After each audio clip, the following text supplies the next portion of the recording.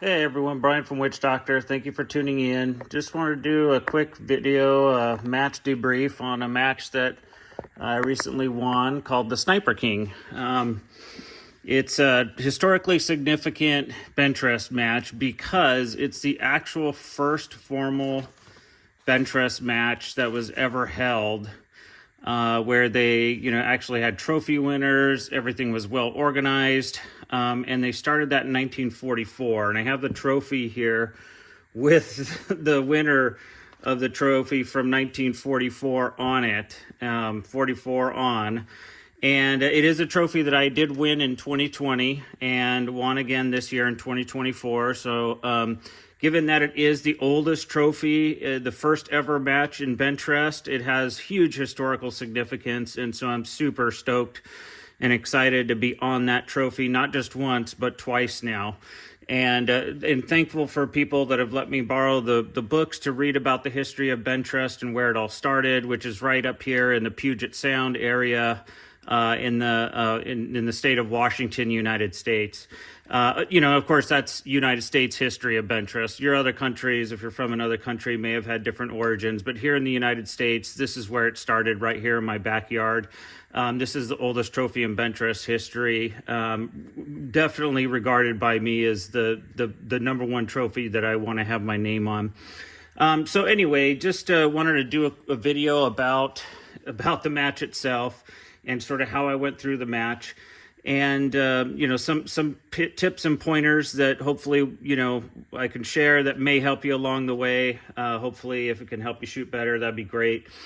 The first thing about this match is it's a 10-shot match, so it's you got to learn how to shoot 10-shot groups pretty well. So you got to be in really good tune. And so for a 10-shot match, I usually will give myself around 35 to 40 pieces of brass for that match. And the brass that I use is the Norma PPC brass. I think this one is the 22 PPC, but I also use the 6. Yeah, this one's a 22 PPC brass, but I also use 6 PPC brass. I use Norma quite often. Really, really good brass. And of course, I use the PRP bullets. In this particular instance, I started with using the Diablos, but I actually won the Sniper King shooting the Joker. So I'll kind of go over that a little bit too and how that went on. But so early on in load development, I started by trying the Jokers and the Diablos. I tried the Jokers first, and load development went pretty good. I was pretty happy with the tune window. It's a Bartland barrel gain twist. Did really good with these Jokers on the 790 jacket. I also wanted to try the Diablos. These are on 825 jacket, and they shot good too. Actually, I thought to myself, boy, the tune window here is probably a little bit better than the Jokers. Maybe not as wide as the Joker, but it's a little narrower of a tune window, but it's significantly smaller, in size. So for that reason, I thought, let me go ahead. I initially thought maybe I'll use the Joker, but I thought, let me just go ahead and use the Diablo. So let's start the matches with the Diablo. So what happened is it's a 200-yard, 10-shot match. And so the afternoon of, I think it was Saturday afternoon, first weekend of July 2024, we shot 5 matches at 200, and then we came back the next day in the morning, shot 5 matches at 200, and then the afternoon shot 5 matches at 200. So I started off shooting the Diablo, and in this match, it's the winner of this trophy is the smallest group out of all those 15 10-shot matches. So what ends up happening there were a couple of other trophies in this match, but this is the one that everyone really, really wants. And so mostly everybody is really gunning to get the smallest group. And so I started the day off with the smallest group. And so I essentially, was the Sniper King for a little while. And then my groups just got bigger. And I thought, oh, that's bad. Then I shot another decently small one, and I was still wearing the Sniper King crown, if you will. And I was shooting around the sort of 3s to low 4s with the Diablo, and just not really. And this was a great one, though. It was 467, but without that one shot, it would have been a 272. But anyway, one shot went out, which, it's basically 467. So I thought to myself, well, okay, the Diablos aren't doing too bad, but I knew for sure that even walking into there with a 389 as a small group, that's not going to win the Sniper King. I mean, typically you're talking about, a quarter MOA to, a point 2.5, 2.6, 2.7, 2.8. Those are the typical winners. Anything in the threes is usually not a winner. So I thought to myself, if this is really the highest shooting potential I'm getting out of the Diablo, I'm going to try to switch to the Joker. And so I switched to the Joker, and I started with, in the next morning with a pretty stout load. I think 30 grains or so, which was shooting great in sort of mild temperatures, but it started getting pretty hot. July up here in the Pacific Northwest, you start with morning lows in the 60s and you end the day in the 80s. So typically, it warms up pretty quick. And so it's starting to get warm, and I'm not shooting that great with the Joker, okay? So I got 2 6s in my first 2 matches, and I'm like, this is not good. And so at this point, what happened was another shooter, Gary Ocock, very well-known shooter from Arizona, or living in Arizona, originally from Pennsylvania, shot a group that was like 0.276. So he was then basically the Sniper King at that point in time, and we all now had to catch him. So the day before, people were catching me. The next day in the morning, mid-morning, now we're trying to catch him. And so he's looking pretty good at 276. Sometimes can win the Sniper King. And so, it was very possible that he was going to take it. And it was pretty windy out, so the conditions, switchy wind conditions were not really ripe to shoot 10 shots like in the same hole. So everyone kind of thought, well, boy, it's looking really good for Gary. And then what I did after these 2 big groups is I went down on the charge. I actually went down to, 29.7. I went from 30. I'm like, okay, I'm going to try to sort of incrementally go down by, 0.3 of a grain. And I did, and it shot pretty good. Not too bad. I mean, a 4, but not Sniper King level, right? And then I just kept kind of going with that load. But then I decided I'm going to start testing different loads. So on my sighter target, I start testing different loads, and I end the morning with a 4.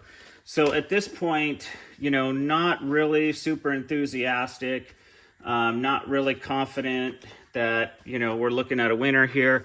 So I drop my charge again, and I start testing charges. So I drop it to like maybe 29.4, and then I start testing 29.3, 29.2, and my test loads did okay. I thought, the test loads are looking pretty good. And then I shot it with the 29, I think it was 5 or 29.4, and it was big. So at this point I was like, okay, I really need to go up to the line with more test loads. And so I think this was like my 29.4 and then my 29.3. And I thought, okay, cool. I think I'm going to go from the 29.5, which is getting pretty big groups, down to probably 29.3.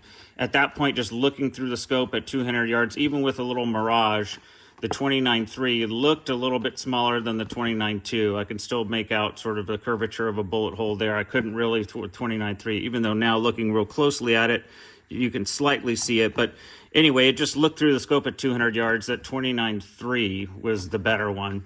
So now we're into the third match in the afternoon. There's basically, you're looking at 3 more opportunities to win the Sniper King. Gary Ocock has the smallest one at 0.276. So I go into that match, and all of a sudden, the switchy winds just start dying down, and the flags just start laying flat. And at that moment, I also can feel on my body that there's a stability about the air, that the air is just not really moving at all. I don't know how to explain it. I get this feeling where it just feels dead calm. And at that point, I'm like, okay, I better run them now. And I run 10 shots as quickly as human possible downrange, and bam, I score a 252, which is the Sniper King winner. And so, here's the deal though. I look through my scope, And I'm like, yeah, that's a pretty small group. I mean, you can't really tell that there's, anything really big about it. It looks like kind of a circular small group, but I never get my hopes up, because often you get the target back to the after it's scored, and it goes up on the wall for you to look at. And often what you think is a small one ends up being kind of a big one sometimes, but definitely bigger than you thought. So a couple shooters commented on it. They're, wow, really good circular group, looks small. This one may be the winner. But I waited until it got on the what we call the whaling wall. And so then I went up and I used the same load and I shot this group, which ended up being the small group of that match. And then I ended the match shooting this small group, which again ended up being the small group. So I ended up at the end of the day shooting the 3 smallest groups in the afternoon. With this one, when it went on the wall, someone saw it and said, "Hey, Brian, you got it." And I jumped up excited. I said, "Really? Let me go look." Ran over there, and it was a 252, which, since I've been shooting the Sniper King for, 10 years, I never seen one this small. And so I was asking people if they've seen one smaller than this, and not many people can recall. They think there may have been a 2.4 something at one point, but 252 was pretty damn small. So at that point, after I saw it on the wall, just prior to the last match, I thought, okay, I think I got this. I'm pretty excited. Other shooters, don't get me wrong. I'm in a field of shooters. They're all extremely great shooters, all very talented. They can at any moment, someone can shoot a dynamite tiny group. But at that point, I was pretty confident. So anyway, so there you go. And, so again, Norma Brass, PRP bullets. I ended up winning it with the Jokers on the 790 jacket. I used the new Kensler rail. So I've worked with Craig Kensler. You probably see some videos of mine on here about the Kensler rail. I used the new design that he has in that match. And obviously now, I tested it prior to any, outside of match conditions. It checked out really well, functioned perfectly, it shot the same as a previous Sniper King winner rail. And so I went into this with high confidence that rail is going to do great, and it did. So now it's a tried and true and tested rail gun.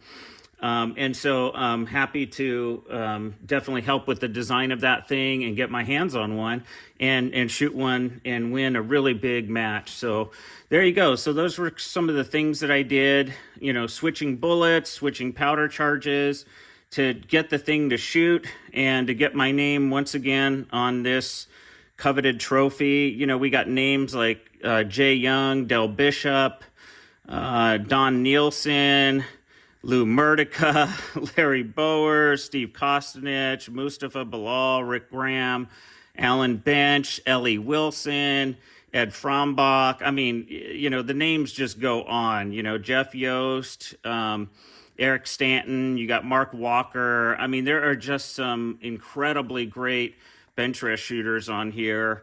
And so it's super awesome to have my name on this thing. Very stoked. Manly Oakley, of course, too. So Bill Crosby, Denny Andrews, he was past president of the NBRSA. Anyway, so there you go. All right, everyone, take care and shoot small.